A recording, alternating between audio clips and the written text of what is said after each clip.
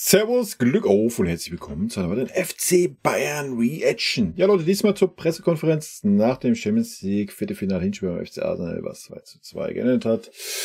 Mit unserem Cheftrainer Thomas Tuchel, der schon einen sehr starren Blick drauf hat. Damit rein in den Bums. Kurz, unser Cheftrainer Thomas Ganz Tuchel kurz, ist da. genau, spät. Gleich die ersten Fragen. Bitte Vorher. in Empfang, Deutsch und Englisch, klar. Es geht los mit Tobias Abfahrt. Altscheffel für die Sportbild. Einfach. Nach den ganzen schwierigen letzten Warum gibt es eigentlich keine Einschätzung mehr von den Trainern? Gibt's das? Wurde das abgeschafft oder was? Wochen viel Auf- und Absehen dürfen, anhören dürfen, war das für Sie emotional ein besonderer Abend, wo man als Trainer mal mit Freude miterleben kann? Oder wie sieht von der Gefühlswelt her die Bilanz nach so einem Spiel wie heute aus? Viertelfinale Champions League ist immer ein besonderer Abend. Viertelfinale Champions League ist ein Pflichttermin am Fernseher. Das mitzuerleben ist immer ein Privileg. Es soll hoffentlich nie anders werden. Auch wenn ich weiß, dass die Ansprüche von mir selber so hoch sind, dass das Mindestziel ist, und auch wenn es das Mindestziel des Clubs ist auch total okay.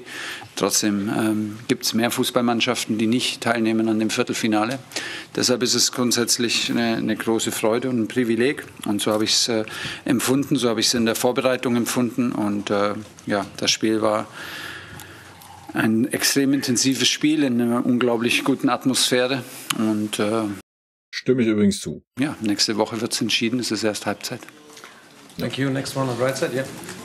Hi, Thomas. Seem to get frustrated with a few of the referee decisions tonight. I just wondered what you Wir haben offensichtlich immer wieder mit dem Schiedsrichter diskutiert aufgrund der Entscheidungen. Wie ist es Ihnen damit ergangen?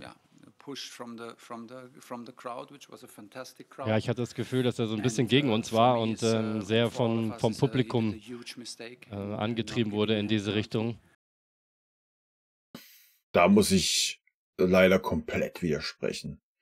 Ich fand das schon, dass der Schiedsrichter eine klare Linie hatte. Ja, hat doch nicht mit sich diskutieren lassen. Ja, man kann sicher über den einen oder anderen Freistoß vielleicht mal ein bisschen diskutieren, aber das war, ich habe jetzt keine krasse Fehlentscheidung gesehen, auch nicht bei den Freistößen, die für Arsenal gegeben wurden oder für uns gegeben wurden. Auch Musialas Freistoß da, der dann, ja, gefährliche Situation war von Kimmich, der aber nicht wirklich was eingebracht hat. Auch da hättest du diskutieren können, ob man das so pfeifen muss oder nicht. Also, wenn du dann so die letzte Szene mit Neuer dir anschaust, weiß ich jetzt nicht, ob man da jetzt sagen kann, ich hatte das Gefühl, dass der Schiedsrichter gegen uns war. Also, das ist schon ein wilder Take. Für mich ist es ein Riesenfehler, dass er keinen Handelfmeter gibt. Ich weiß, es ist eine verrückte Situation, aber am Ende war der Ball freigegeben. Dann hat er den Ball in die Hand genommen und dann wäre es eigentlich ein Elfmeter gewesen. Und die Erklärung ist natürlich schwierig für uns. Er hat erklärt, dass es ein Kinderfehler war und dass er es deshalb nicht abgepfiffen hat. Und das ist Ja, da kann man natürlich schon mitgehen, ja. natürlich eine schwierige, eine schlechte Erklärung, weil es Aber vielleicht gab es deswegen dann auch nicht mehr die Diskussion bei der Neuer-Geschichte. einfach eine große Entscheidung gegen uns war, und ja, wir müssen es jetzt annehmen, es hilft nichts, aber sind dann natürlich völlig anderer Meinung, dass man das so nicht angehen kann. Aber so Aber da hat er natürlich recht, ne? Also das steht ja außer Frage. Wenn der Ball freigegeben ist, wird dann in die Hand genommen. Ob es dann ein Kinderfehler war oder nicht, das spielt ja keine Rolle. Ja, wenn ich jemand mit dem Stollen ins Gesicht trete, was keine Absicht war, spielt das auch keine Rolle. Dann war es keine Absicht, du gehst trotzdem mit Rot vom Platz. Also, ja. Das kann man natürlich schon argumentieren, aber ansonsten fand ich, der Schiri hat wirklich eine gute Leistung gegeben oder gemacht, in meinen Augen. So ist es jetzt, und entsprechend müssen wir das, was wir heute auf den Platz gebracht haben, dann auch wieder bei uns zu Hause nächste Woche zeigen und dann auch mit der Atmosphäre, mit unseren Fans. Herr Tuchel, können Sie aus Ihrer Sicht mal beschreiben, wie Sie Manuel Neuer dann im Spielaufbau gegen das Pressing gesehen haben, gerade vor dem zweiten Tor, wie das dann auflöst mit... Das haben wir nicht geübt. Das haben wir nicht geübt. Das war er selber. Aber die Entscheidung war gut, weil sie ging gegen das Pressing, gegen die Pressing-Richtung. Wir haben es thematisiert heute. Und das ist auch nichts Neues, aber es ist extrem schwer, weil Arsenal sehr, sehr gut presst. Und und in unterschiedlichen Abständen normalerweise versucht, das Spiel auf die linke Seite zu lenken. Deshalb wussten wir, dass wir in der rechten Seite ein bisschen einfacher aus dem Druck rauskommen erstmal. Und Manu wusste es auch. Normalerweise machen wir das mit einem Wandspieler. Er hat sich entschieden, den Ball kurz hochzunehmen und eben drüber zu spielen. Ja, darf er natürlich, wenn er es auch in dem Moment. Wenn es klappt, ist auch alles gut, ne? Wenn es nicht klappt, sieht die ganze Chose ganz anders aus. Fühlt, war auf jeden Fall der richtige Ball. Und dann letztendlich der Auslöser für einen Schnellangriff, der dann zum Elfmeter führt und zum Tor. Deshalb ja, a lot of confidence und nah an Overconfidence, aber war gut gemacht und war der richtige Ball. Weit oben, Edgar Enders für den Bayerischen Rundfunk. Herr Tuchel, nach dem frühen 0-1, diese starke Reaktion, mit wie viel Zufriedenheit fahren Sie jetzt nach München zurück?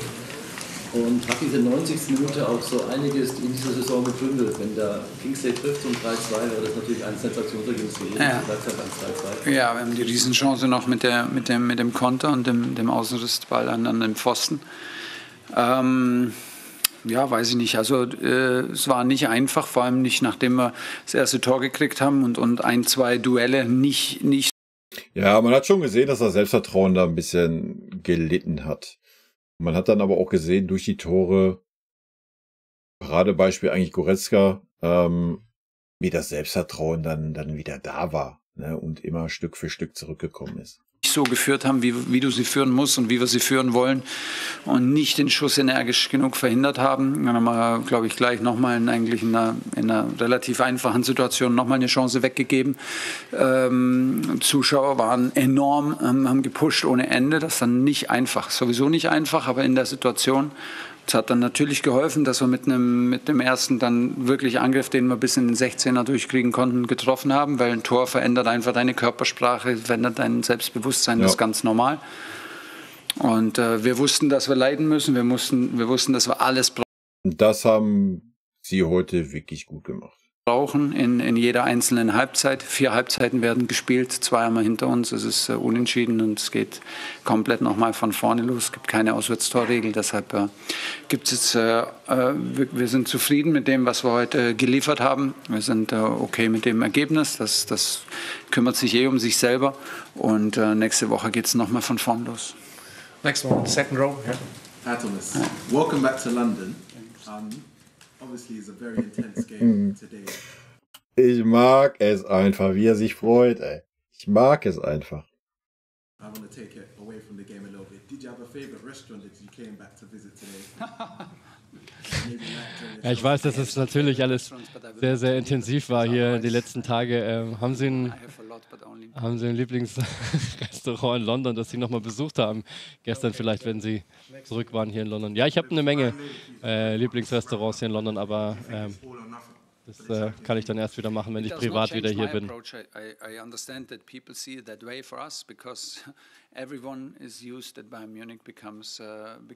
Verändert der Druck irgendwas? Nein, für mich ändert das gar nichts.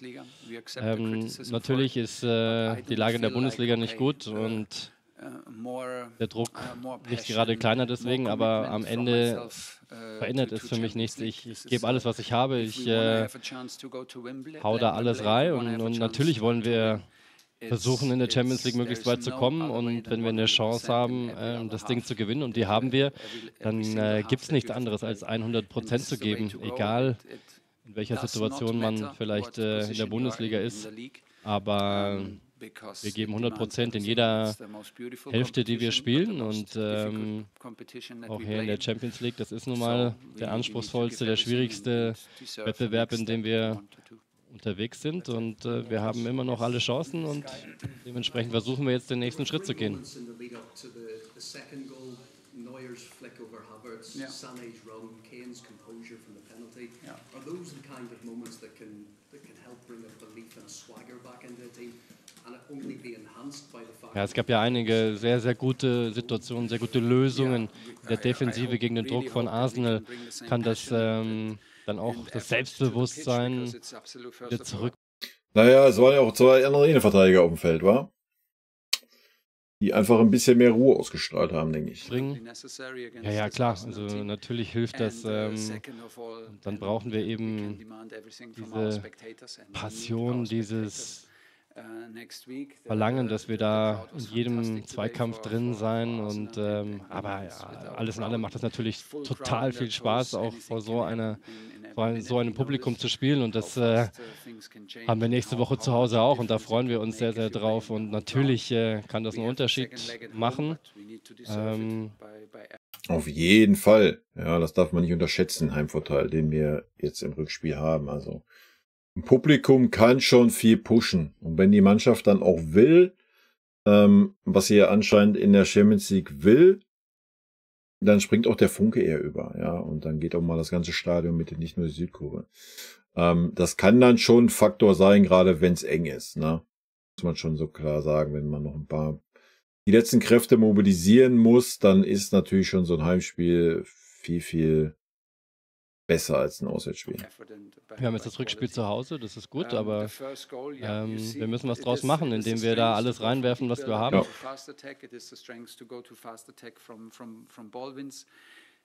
Ja, und natürlich grundsätzlich nochmal auf die Frage zurückzukommen, eine Riesenqualität, die Arsenal hat im Druck gegen den Ball, aber wir haben das oft gut gelöst und wir haben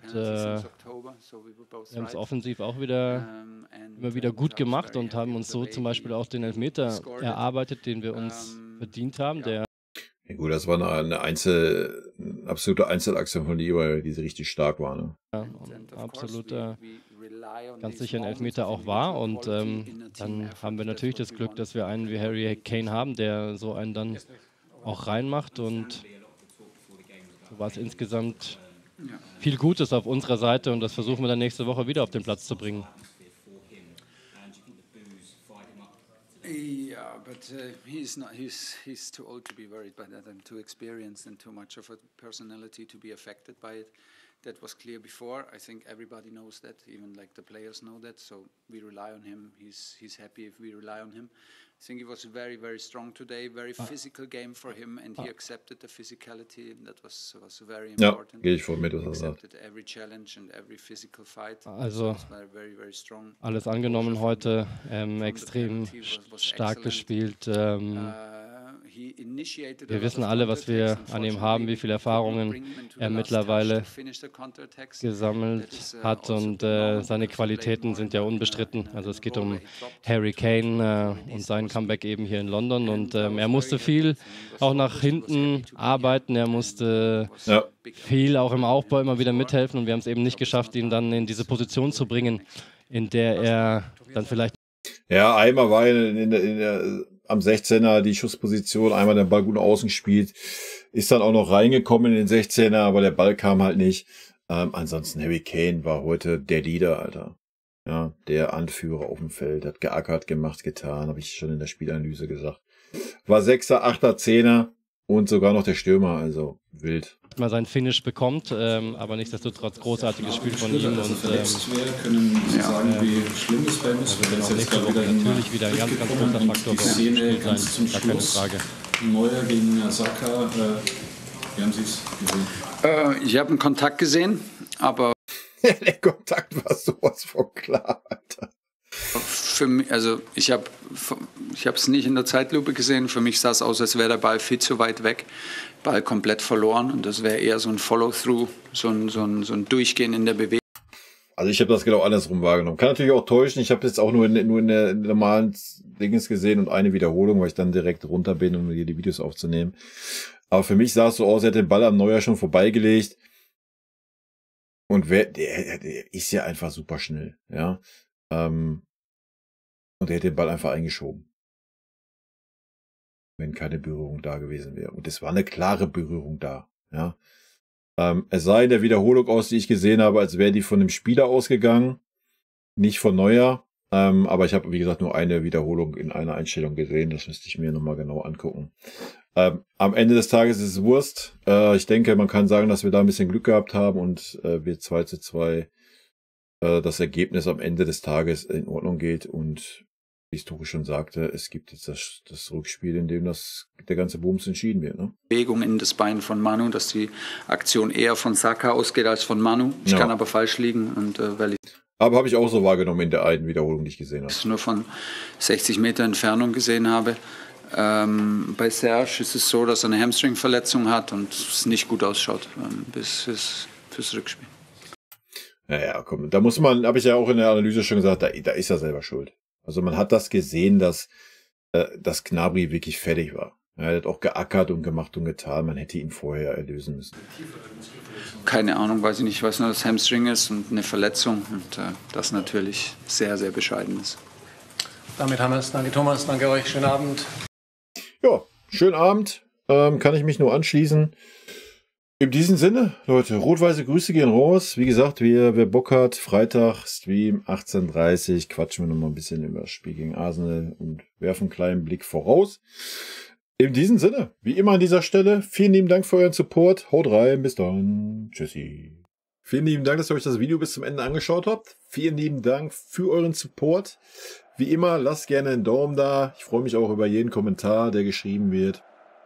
Und in diesem Sinne, nochmal rot-weiße Grüße gehen raus. Und jetzt zum Abschied noch ein paar nette O-Töne von unseren vergangenen Trainern.